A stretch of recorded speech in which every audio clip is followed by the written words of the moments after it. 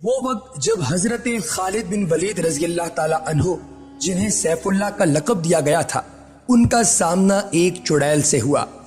प्यारे दोस्तों, ओहद की जंग है। एक तरफ इस्लाम का लश्कर जबकि सामने मुशरिकीन मक्का है। कुफर मक्का के जाने पसपा हो रहा है। शैतान बेबसी में मातम कर रहा है। जबले रमाता पर मामूर असहाबे नबवी दर्रे को छोड़ देते हैं कि इसी असना में कुरैश के कमांडर खालिद बिन वलीद की नजर उस दर्रे पर पड़ती है। वो दर्रा खाली देखकर अपने मुट्ठी भर सिपाहियों को लेकर इस मदद से उस दर्रे पर हमला आवर हो जाते हैं। दोस्तों, कई सहाबा कराम रिज़वानुल्लाह ताला अलैहिम अजमईन इस हमले के नतीजे में शहीद हो जाते हैं और जंग का पासा ही पलट जाता है। जी हाँ, ये वही खालिद बिन वलीद थे जो भी इस्लाम पर यकीन नहीं लाए थे और अरब में अपनी बहादुरी की वजह से बहुत ही ज्यादा मारूफ थे। दोस्तों, हजरत खालिद बिन वलीद रजी अल्लाह ताला अन्हुमा बाद में इस्लामी हरबी तारीख के माथे का झूमर कहलाए। उनके जंगी कारनामों को पढ़कर दुनिया का कोई भी जर्नैल उंगुश्त बदनदार रह जाए। हजरत खालिद बिन वलीद रजी अल्लाह ताला अन्हुमा इस्लाम के वो जर्नैल हैं जिन्होंने कैसर व किसरा के ताज को खाक में मिलाया, रूम और ईरान के महल्लात को अपने घोड़ों के समों तले रौंद डाला। आपके बारे में कहा जाता है कि आपने 125 छोटी बड़ी जंगों में हिस्सा लिया और किसी एक में भी शिकस्त का सामना नहीं किया। उनकी बेमिसाल बहादुरी की वजह से हजरत मोहम्मद मुस्तफ़ा सल्लल्लाहु अलैहि वसल्लम ने उन्हें सैफुल्लाह यानी अल्लाह की तलवार के लक़ब से नवाजा। आप 6वीं सदी के आखिर में कुरैश के कबीला बनी मखजूम में पैदा हुए। बनी मखजूम के लोग जंगजू थे और जंग के लिए घोड़े पालना उनका पसंदीदा तरीन मशगला और कारोबार था। आपने अपने बचपन से ही फ़नून हर्ब यानी मार्शल आर्ट्स, घड़सवारी, तलवार और नेज़ाबाजी में महारत हासिल कर ली थी। आप एक मजबूत जिस्म के मालिक थे और बहुत जल्द मुख्तलिफ हित्ताहाए ज़मीन में मुख्तलिफ सवारियों यानी ऊँट, घोड़े और खच्चर के इस्तेमाल से वाकिफ हो चुके थे। उन्होंने बहुत जल्द उबूर हासिल कर लिया था इन तमाम सवारियों पर और इस पर भी कि रेगिस्तान की दुश्वारियों से कैसे मुकाबला किया जाता है और घोड़ों को इस्तेमाल करते हुए कैसे दुश्मन पर कारी ज़रब लगाई जा सकती है। उनके वालिद वलीद बिन मुगीरा ने उन्हें जंगी खतरात से निपटने के लिए इस कदर तैयार किया कि न सिर्फ मैदान जंग में लड़ना सिखाया बल्कि ज़ेर जैसे मोहलिक हथियार से लड़ने के लिए भी उन्हें तैयार किया। 12वीं सदी के एक मौर्रिख इब्न अस्कर ने लिखा है कि खालिद बिन वलीद रज़ी अल्लाह ताला अन्हु ने एक मरतबा दुश्मनों में दहशत बिठाने के लिए जहर पी लिया था ताकि दुश्मन ये जान लें कि इस सिपह सालार को कोई खौफ नहीं है मौत का। आलम इस्लाम में उनकी जंगी कार्रवाइयों का आगाज उनके कबूल इस्लाम से ही हो गया था। जंग मौता में जब पैगम्बर दो आलम की जानिब से मुकर्रर करदा तीनों कमांडर यके बाद दीगरे शहीद हो गए तो इस्लामी लश्कर की कमान हजरत खालिद बिन वलीद रजी अल्लाह ताला अन्हु ने फौज की कमान संभाल ली। आपने सबसे पहले तो पसपा होते हुए 3000 सिपाहियों का हौसला बढ़ाया और अपनी बेहतरीन हिकमत अमली से 20,000 फौज के लश्कर को शिकस्त दी। आपकी कमान में मुसलमानों ने इतनी जंगें लड़ी कि आप अंदाजा भी नहीं लगा सकते। प्यारे दोस्तों, हजरत खालिद बिन वलीद रजी अल्लाह ताला अन्हुमा आपने हर एक जंग जो अपनी कमान के अंदर लड़वाई उसमें आप जीते। मुसलमानों में यह तासुर फैल गया कि हम जंगें खालिद बिन वलीद रजी अल्लाह ताला अन्हु की वजह से जीतते हैं। इसलिए हजरत उमर रजी अल्लाह ताला अन्हु ने आपको ओहदे से माजूल कर दिया था कि ये तो हम परस्ती खत्म हो सके और इस्लामी फतूहात किसी एक शख्सियत पर मुनहसर न रह जाए। दुनिया हजरत खालिद बिन वलीद रजी अल्लाह ताला अन्हु को एक नामवर जर्नैल के तौर पर तो जानती है, लेकिन बहुत कम लोगों को इस बात का इल्म है कि आप कातिबे वही के मनसब पर भी फायज रहे थे। कई कुतुब में आपके कातिबे वही होने का जिक्र बड़ी तफसील के साथ मौजूद है। आप रजी अल्लाह ताला अन्हु ने जंगे मौता, फतह मक्का, गज़वाए हुनैन, गज़वाए तबूक, जंगे यमामा, जंगे यरमूक और ईरान इराक में नुमाया कारनामे सरअंजाम दिए।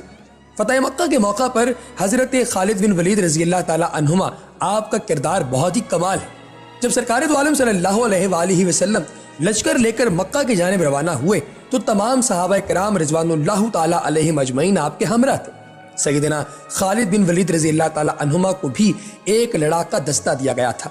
जब मुसलमान फौजें 9 अतराफ से मक्का में दाखिल हुई तो 8 अतराफ से कुफार ने कोई मज़ाहमत न की, मगर सैयदना खालिद बिन वलीद रजी अल्लाह ताला अन्हु के दस्ते की कुफार से शदीद झड़प हुई।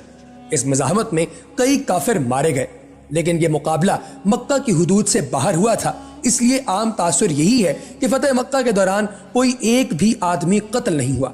इसके बाद आप रज़ी अल्लाह ताला अन्हुमा फातिहाना शान से ज़िर्रा पहने, सर पर फौलादी खुद रखे, तलवार थामे सरकार दो आलम अलैहिस्सलाम के सामने से गुजरे तो हुजूर पाक सल्लल्लाहु अलैहि वसल्लम ने सहाबा किराम रिज़वानुल्लाह ताला अलैहिम अजमईन से पूछा कि ये कौन है।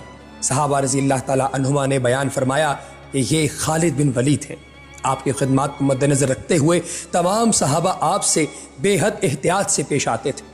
अलबत्ता हज़रत उमर रज़ी अल्लाह ताला अन्हु चूँकि आपके दोस्त, रिश्तेदार और हम उम्र थे, लिहाजा आपके साथ अक्सर औकात बहस छिड़ जाती थी, लेकिन इस सब के बावजूद प्यार और एहतराम का रिश्ता बरकरार था। फतेह मक्का के बाद हुजूर पाक सल्लल्लाहु अलैहि वसल्लम हज़रत खालिद बिन वलीद रज़ी अल्लाह ताला अन्हुमा को अपने हम रकाब के तौर पर रखा और तमाम सहाबा आपको सैफुल्लाह कहकर पुकारते थे। 21 हिजरी में जब आप हमस के शहर में बिस्तर मर्ग पर थे तो इयादत के लिए आए हर दोस्त को एक ही बात कहकर रोया करते थे।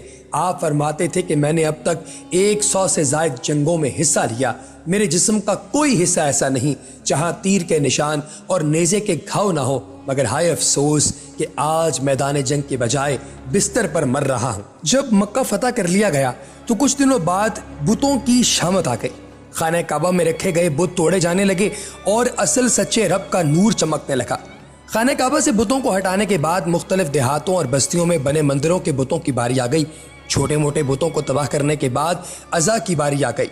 25 रमज़ान मुबारक को सरकार दो आलम सल्लल्लाहु अलैहि वसल्लम ने हज़रत खालिद बिन वलीद रज़ी अल्लाह ताला अन्हुमा को तलब फरमाया। इंसानी तारीख़ के सबसे काबिल तरीन जर्नैल हज़रत खालिद बिन वलीद को अज़ा की तबाही का मिशन सौंपा गया। आप रज़ी अल्लाह ताला अन्हुमा जो है वो इस हुक्म को पूरा करने के लिए अज़ा के मंदिर के करीब 3 झाओ के दरख्तों में से एक को जाकर काट दिया। आप रज़ी अल्लाह ताला अन्हुमा बारगाह रिसालत सल्लल्लाहु अलैहि वसल्लम से हुक्म पाकर खरास बस्ती में पहुँचे, मंदिर को तलाश किया, उसके करीब वाक़े झाओ के दरख्तों में से एक को काटा और वापस आ गए। जब आप रज़ी अल्लाह ताला अन्हु सरकार के पास वापस आए और दरख्त काटने का हाल बता दिया तो इस पर सरकार दो आलम अलैहिस्सलाम ने पूछा, है खालिद, जब आप दरख्त काट रहे थे तो इस दौरान कोई वाक़या पेश आया?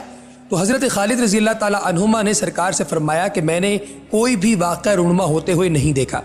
इस पर आप अलैहिस्सलाम ने दोबारा हज़रत खालिद को हुक्म दिया कि आप दूसरा दरख्त भी काट दीजिए। आप दूसरा दरख्त भी काट कर वापस आ गए।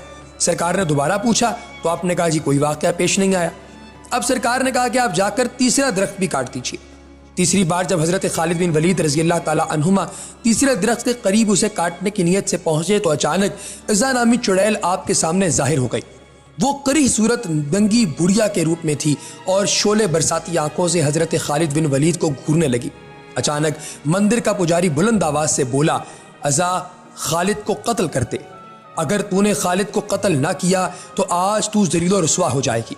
अज़ा हज़रत खालिद बिन वलीद रज़ी अल्लाह ताला अन्हुमा की जाने बढ़ी। आप रज़ी अल्लाह ताला अन्हु ने तलवार निकाली और अल्लाह का नाम लेकर अज़ा पर हमला कर दिया। पहले ही वार में अज़ा कसर तन से जुदा हो गया। उसके ज़मीन पर गिरते ही उसका जिस्म धड़ धड़ जलने लगा। थोड़ी देर बाद आप रज़ी अल्लाह ताला अन्हुमा के सामने कोयले का एक ढेर पड़ा हुआ था। आप रज़ी अल्लाह ताला अन्हु ने उसे कत्ल करने के बाद उसके बुत के भी टुकड़े कर दिए और फिर उसके बाद मंदिर के पुजारी को भी कत्ल करके वापस रवाना हो गए।